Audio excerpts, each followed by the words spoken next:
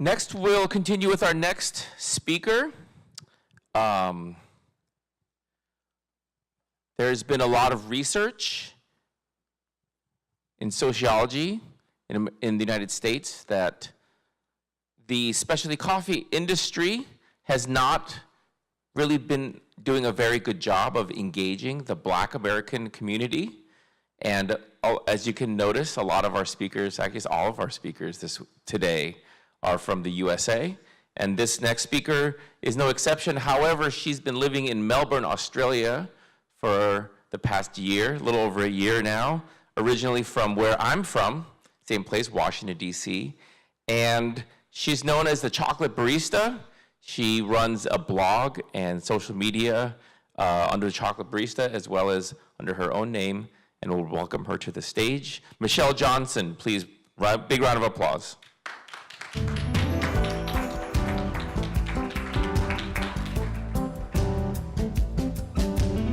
Thanks, Nick. Hi, everyone. All right. Hi, my name is Michelle Johnson, and like Nick said, many people around the world know me as the Chocolate Barista. This is my third time here in Seoul, actually, in the last 12 months, and it's one of my favorite cities in the whole world, so I'm really honored and excited to be here to speak to you about something that I'm so passionate about and I've created a livelihood from. I've been in coffee for 7 years, and as my career as a coffee professional hasn't been traditional by any means, and I wear many hats within the industry. I started out working in coffee as a barista in Washington, D.C. before I moved to Phoenix, Arizona, where I became a barista competitor, managed and educated other baristas, and organized social and educational events for my coffee community there. I'm a coffee writer as well for Sprudge, the global coffee media website. I'm a photographer, a marketer that now focuses on content strategy for coffee companies. And this time last year when I attended Cafe Show, I had just moved to Melbourne as the marketing director for Barista Hustle, but now I'm working independently, so feel free to hire me. During that time in Arizona, I started the Chocolate Barista as a blog to showcase my lifestyle as a barista, highlighting my city's coffee community and championing my own approach to being a barista, which was different than most all my coworkers and the members of the community. My identity had a lot to do with this difference. I'm a Black woman working in the coffee industry where, especially in the United States and in Australia, it's mostly white and male. After leaving my last full-time job as a barista and assistant manager, I decided I would write about my personal experience being a Black woman in coffee. So in June 2016, I posted a blog called The Black Cup of Excellence, being Black in specialty coffee on the Chocolate Barista. And since then, speaking about race, gender, and the overlap between the two, and how it affects coffee professionals with identities that aren't white or male have not only become my passion, but my livelihood. This is not my first talk on diversity in coffee, but this is my first time speaking to an audience that isn't majority white or westernized. And I feel strongly this shows how far-reaching the message of diversity in the coffee industry has come since writing about it almost 2.5 years ago. And it also shows that globally, the industry recognizes its importance that a new wave is upon us. If the first wave of coffee was it becoming a commodity like Folgers entering our households, and the second wave was Starbucks normalizing the coffee shop on a global scale, and the third wave was specialty coffee with its general focus on technique, quality, innovation, and better understanding the value chain from bean to cup, then I propose the fourth wave is about the people keeping our industry alive. From working to create more sustainable livelihoods for coffee farmers and baristas to bringing more people to the table to help solve our industry's problems, diversity is and will continue to be a large part of that as we move forward. My focus on race and gender through the lens of coffee has everything to do with who I am. Like I said, I'm Black and I'm also a woman, but I can't separate these two marginalized identities from myself and put more focus on one over the other. To have a marginalized identity means you belong to a group that isn't considered the norm. And in today's society, that means anyone who isn't born male, heterosexual, and white. Everyone else, like women, women of color, and people who are part of the LGBTQ+ community, are pushed to the peripherals, and their voices are often silenced structurally and systemically through laws, and sometimes just through interpersonal interactions and language. For me, as a Black woman, with these two coexisting identities, navigating through the world can feel like I have 2 points working against me a lot of the time. This specific idea of coexisting identities and the oppression folks like me experience stems from something called intersectionality, a term coined by a scholar named Kimberly Crenshaw.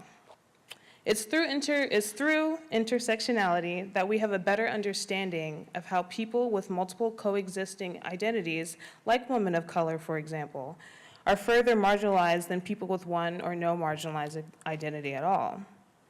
But what does this mean in terms of coffee? My identity has had an effect on my career through coffee, beginning all the way back to when I was a barista.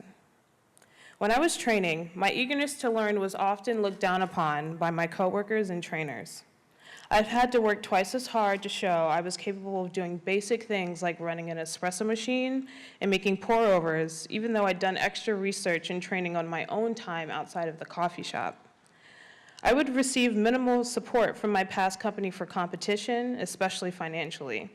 And when it came to holding positions of leadership, whether in management or marketing, I had a really hard time getting initiatives approved, and many of the business decisions I made were scrutinized, even if I had the evidence to back up why they would benefit the company. The general lack of support made it difficult for me to get things done, and to be the best coffee professional I could be and the one that I know I am. It was through the Chocolate Barista that I found that I wasn't the only person experiencing this, though. Women of color specifically spoke to me about not having support in their own companies, and opportunities for advancement into leadership positions were withheld from them. Some found significant gaps in wages between them and their white coworkers. And many dealt with being seen as not good enough for their jobs, no matter how hard they worked or the time they put in. It's been my personal mission to continue to bring these issues up and fight this. For one, because they're people and dedicated coffee professionals like the rest of us, but they have perspectives that are valuable to the coffee industry as a whole. So what does this mean? There's a great potential for the coffee industry to move forward with respect to scientific and technical innovation, improved human resources on the retail end of the value chain, and most importantly, in ways we can be a better help to improving the lives of coffee producers. But in order to continue to see these positive changes be made, we need more people, as many people as we can get, in places where these types of decisions are made.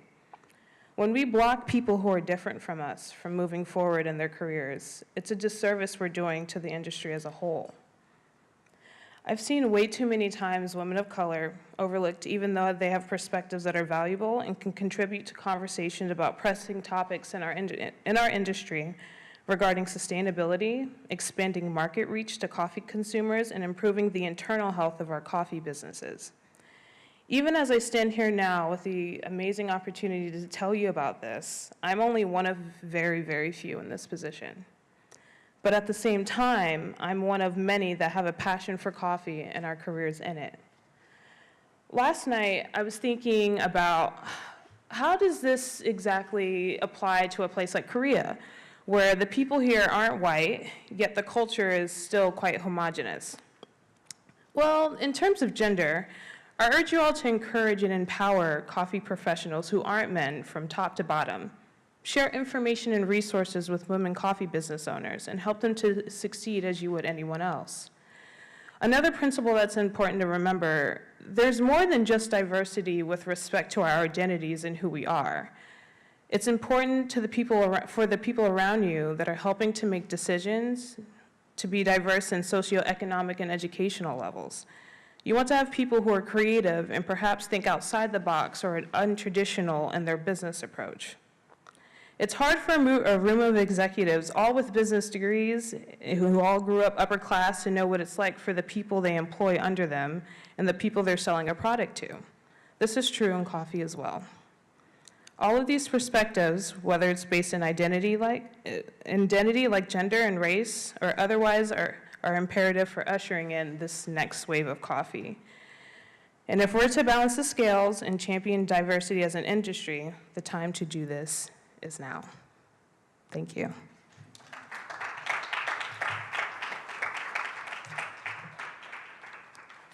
Let's have a seat.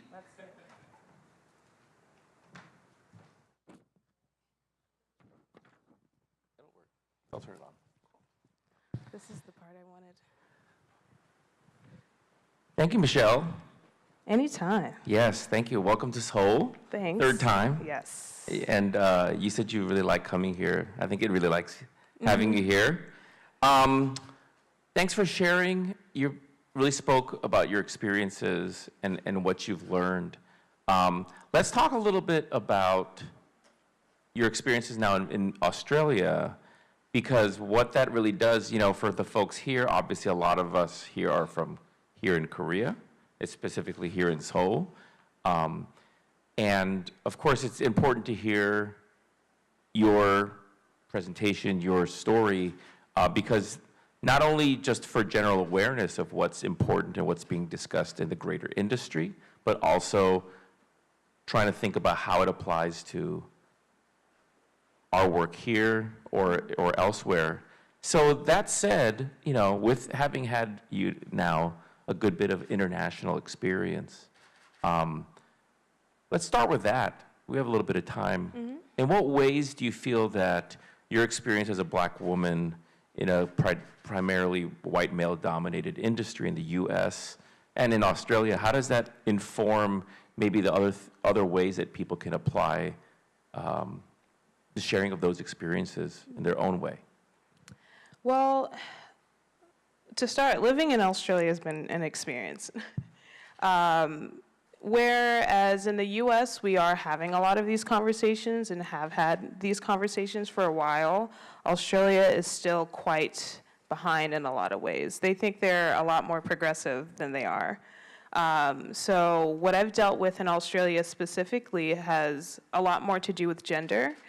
And, you know, in coffee spaces there, a lot of the baristas are only men. A lot of the upper management and people who own companies are almost 99% men. And so when you go to events, when you go to trainings and things like that, it makes it very uncomfortable for anyone else to go in and want to learn or do anything. For me personally, I actually don't really go to many coffee events in Australia because it's so just macho, and everyone just seems to, they don't exactly give you the air that they don't want you there, but they definitely don't make you feel welcome. So when I go back to the US, it is a little bit of a breath of fresh air, like, okay, like people, I see people here who look like me, I see people here who want me here. And so it's hard to, when I'm in Australia, you know, I try to have these conversations and I'm not even at the point where like I can bring up race because it's so far behind in terms of gender. But in the US, it seems like we're still fighting just being heard, even though we are having these conversations. And it feels like an uphill battle that only gets steeper as we continue. But I don't, you know, it doesn't deter me in any way. I've been talking about this for, at this point, almost 2.5, 3 years at this point, and you know, having the topic of diversity be here in Korea, and then just like how widespread it's become in the US, and I think it will eventually become, you know, a huge thing in Australia. It really does give me hope that things are going to change, but it is going to take a long time. But I have time. I'm still young, so. Yeah, in so many ways, it seems like these topics, I've always said that our coffee industry is special in this way. When it comes to these social issues, that in many ways, you know, in America, in English, we have this idea of canary in the coal mine. It's like the test. Mm-hmm. So if coffee in the coffee industry can be successful in this way, then it gives hope to the rest of the world. Definitely. And also the opposite. If it cannot be successful in the coffee industry, then it's probably going to fail, you know, and that makes it so much more important in the way that we look at these sorts of things. Huh? Yeah, I think the youthfulness of the coffee industry in comparison to other parts of the hospitality industry is something that gives us an advantage. Because we're so young, we can still, you know, make some of these changes and see them like within our lifetimes. Like tea has been around for hundreds of years. Beer and wine have also been around for forever. The hospitality industry as a whole, and they have so many things that are just so deeply ingrained in it. And coffee has picked that up as well, but we don't have to be like everyone else. And it goes to show just in how, you know, how the conversation has changed in the last few years, that things are moving a lot quicker in coffee, and can continue to move just as fast, if not faster, as long as we actually start to put in place the things that I'm talking about, the things that other people are talking about, and then we can really get things going. So in a place like Korea, where, you know, race has a little bit of a different context, right? This is Korea, mostly Korean people. We here in Korea are responding to increased immigration from other countries, and how that relates to a lot of politics, a lot of social issues and things like that. I'm next. Right. I'm coming. Yes. But specifically when it comes to the coffee industry, one thing that an intersection and an intersection point between the coffee industry anywhere in the world is the way that race aligns with the idea of sourcing coffee and who produces it, marketing, images, things like that. From what you've learned and experienced, talk about that a little bit. So a very popular saying that people throw out there is that in coffee, brown and black hands pick the beans and white hands sell and make money off of them. And that continues to be a very true statement. Coffee producers, who are mostly, if not all, black and brown, are making very, very little money off of this, while we are all, you know, sitting here in this nice conference center in our nice clothes, making, you know, a pretty good living off of it. And what's unfortunate is that, you know, we talk about this all the time, like we do it at, you know, symposiums and our smaller local events, talk about like improving the livelihoods of coffee producers, but we continue to put the onus on them to fix it. We say that they need to make these changes on the farm to increase cup quality, or they need to, you know, put more money into this initiative or build this mill. But they already don't have much to work with. And, you know, it's so typical of us on this end, where we have everything, to put that onus and blame on them for not being able to, you know, do better or be better. But we have all of the power to make those changes, and it should be on us, actually. And we need to flip the script. We need to change the power dynamic. Climate change is messing everything up right now, and yet while we're aware of it, we are still putting the onus on coffee producers to do something about it. And that's just not realistic. And, you know, I think about this all the time. I'm like, I want to be able to do more when it comes to producers, but, you know, I'm only one person, and all of my experience in coffee has only been on the retail side. But I know that there are so many other people who, you know, who are black women, who are, you know, other races, people of all backgrounds who are in green buying, who are in importing and exporting, who are on the ground in coffee farms, in coffee producing countries, who have the range to help do something, but no one's paying attention to them. No one's asking them for advice. No one is, you know, putting them in positions to be able to make changes. And that's what I'm hoping to inspire with my, you know, my little blog online as the Chocolate Barista. I want to be able to help get people who are like me, who do have that range, out there so that we can be making these changes like all the way through the value chain. So we have a few minutes, and we're friends, and we talk about these issues a lot. I'm, of course, Korean American, but I spend a lot of, I guess, time also talking about issues regarding women and gender and race as well, not just as about stuff that affects Asian Americans or Koreans, but Black people, the Latino people in the United States and around the world. So for the benefit of our Korean audience, let's go through a few of like the hot topics that are out there that we like to talk about and like to inform people about when it comes to race and gender out there. So for instance, like let's start with what we were just talking about when it comes to producers and how we talk about and how we show them. So maybe a little bit about like the marketing of coffee and the people who pick coffee and grow the coffee. Let's talk about that a little bit. Coffee companies love to show off the poor coffee farmer who looks like they don't have much to help sell coffee.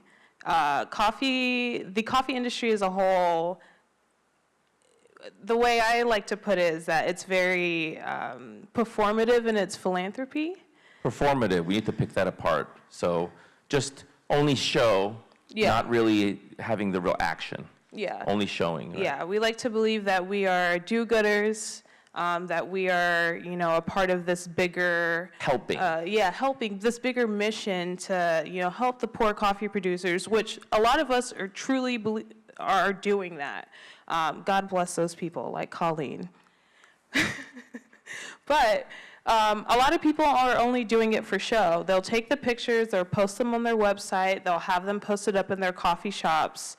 And, when they sell coffee when a barista sells coffee to, a random person, they'll say, we're justifying this $10 cup of coffee, for example, to help this poor person in this country 8,000 kilometers away. And does that money ever actually make it back? Usually the barista doesn't know, and then oftentimes it doesn't. But they've become so accustomed to using that storyline, and that's something that needs to change. That's just hurtful to those people. Yeah, by acting like and saying that you're helping, but not actually doing that much help, then in a way it's actually more hurtful. Right. Because it's kind of like preventing the actual help from happening because people think, oh, we're already helping. They think just going and buying the cup of coffee is enough, which seems to be a theme just in our society at large right now, especially if you're into politics and things like that. People just love to show that they're helping without actually helping. Right. But that's where we have to pull in all the other people who do know how to help. And ask them, what can we actually be doing? How do we flip the script? Because me as a barista, I only know so much, and I only know on this end of the coffee chain. But let's ask someone who has been spending years and years at Origin, and not just like the first white guy you see who goes to Origin every year and shows that off on Instagram. I'm talking about the people who, are going out of their way to go to these remote places and speak to the women farmers that you were just speaking about, and empowering and encouraging them, and helping them with not only increasing quality of what they're doing, but increasing the quality of their lives and making more money, and teaching them about finances and how to do better for themselves. Women coffee farmers are such a large part of the farming population, and the inequality that they're facing, especially when it comes to pay, it's just keeping us back. But people just like to talk about it and not be about it. Right. Let's talk about coffee events. So here's one right now, here, World Coffee Leaders Forum. I think that it's very impressive, and it's worth mentioning that at this particular event, we have not even just a few women, but majority women speakers, which I think for a event like this that's an international event is very rare, if not one of the first. And I think that's important. I think a lot of people would say there's no reason it shouldn't be. Very often it's mostly men. This one happens to be mostly women. It should be half the time it should be true. Yeah. But when you have a event like this, when you're hosting an event, or for someone in my position or your position, when you're invited to go to an event, like let's talk about some ways that you can support diversity, both in gender and race, in that sort of capacity. Well, first I'd like to say that I get asked to do events like this a lot, and I love them. I love talking about this stuff, but I am not the only person who is able to talk about these things. And also, there are other things that you can talk about. And there are other things that I can talk about. than being a woman and Black. Right. I'm a marketing maven, so hit me up. But there are other people who can talk about these things. I can talk about other things, and it goes to show overall the laziness of the planning of putting these events together. I understand we naturally, because of patriarchy, think of a man to be able to talk about any and all things all the time, but that's not realistic because they don't know everything. There are tons of other people who know things. But yeah, it's just lazy. I don't even know how else to put it. And it's unfortunate because like there's another event that similar to this that will be going on, and it was all men that were on the bill. It was a European Yeah, the European, show. Yeah. Right. Typical. And I was like, wow, I'm never going to go out of business at this point if this is going to continue happening. And, I see events like that, and me personally as a coffee professional who's trying to do everything that I can to continue to enrich my career and like learn as much as I can and get as much information as possible so I can continue to market to tons of different people, that doesn't make me want to go. Because I don't see myself represented in those people who are speaking. And that is just like in coffee events all over the world, like people who just go to attend, a lot of them aren't seeing themselves in the people who are organizing, who are speaking, who are keynotes, and it's keeping them from even feeling like that they can be a part of this thing as a whole. And I mean, it's more than just identity too. It's also, these events are expensive to go to and not everyone can afford it, but there are tons of people who are deserving of coming to these. And, I've been blessed in being able to like travel all over and go, but it would be nice to be able to see other people who, who are just baristas, who want to learn a thing or two or see something new and different at these things as well. Yeah. In these sorts of events, especially, I'll speak to being here in Korea. I think the Korean people in general, we're very interested, we're very interested in innovation and what's I said, like, what's the hot topic? That's a thing everyone understands. What's the hot thing? Like, what are people talking about? What are people thinking about? And in many ways, for the industry, like we were talking about before, diversity is a strength and a value that the most progressive, the most innovative people in coffee are really prioritizing now, putting at the top of the priority list. And that's where we would hope that here in Korea, that rather than going backwards, that we're going forwards, and that as the industry and as we like to say in America, like the tip of the spear, right? Like the very front part of the wave of coffee is really prioritizing diversity and marginalized people, that in order to demonstrate that and show that at a place like here in Korea or anywhere in the world, that demonstrating and actually living out that balance and diversity, it's important, and we would want to see that. Mm-hmm. Yeah, because at the end of the day, it's once you prioritize diversity, everything else really is just going to fall into place. You'll have the people, the perspectives, the ideas, the information necessary to fill in the blanks for everything else that'll come after that most businesses focus on. Really, you'll just make more money if you focus on diversity. I know everyone likes money, and it's just there's statistics, there are studies, like it takes no more than just a quick Google search to see that when companies prioritize diversity, their companies are healthier internally, and they also just make more money because they're able to market to more people. And that's just like one of many things that tend to fall into place once you prioritize that.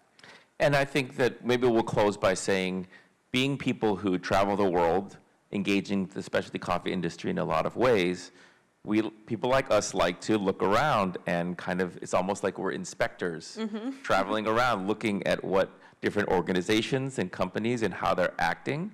And when we see situations where people act in either non-diverse or just very male-dominated sort of culture in the business or an organization, we remember. We keep that in mind. And we tell everyone. Yep. And the other way around, when we see people really trying and working on this in real ways and making progress, we look, we remember, and we tell everyone. And we work with them. And we want to work with them. Yeah. As you said, people make more money, people rise in prominence, and even in a place like Korea that's not racially the most diverse place, can take a leadership role in the worldwide industry. Absolutely. By showing people how you can be diverse in every way you can. Totally. Would you agree? I definitely agree. Thank you. Okay, one more big round of applause for Michelle. And at this time, I have good news. It's lunchtime, so we will come back at 1 p.m. and 1 o'clock in the afternoon and resume our next speaker. Thank you so much. I'll see you in 90 minutes.